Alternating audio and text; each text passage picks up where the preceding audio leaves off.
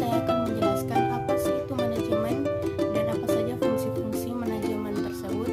Untuk itu marilah kita bahas bersama. Manajemen berasal dari bahasa Latin, yaitu dari kata manus yang berarti tangan dan agri yang berarti melakukan. Dua kata ini digabungkan menjadi manajer yang berarti menangani. Sedangkan secara istilah manajemen berarti adalah suatu kegiatan yang telah terorganisir atau suatu kegiatan yang telah tersusun dalam suatu organisasi di mana semua anggota organisasi bekerja sama untuk mencapai tujuan organisasi.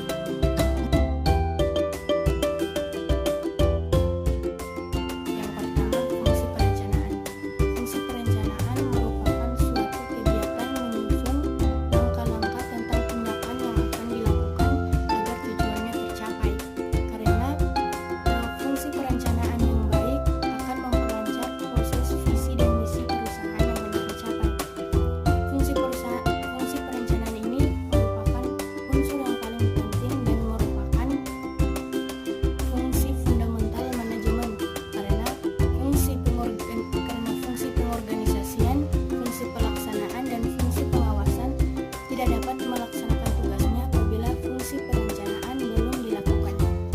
Yang kedua, fungsi pengorganisasian.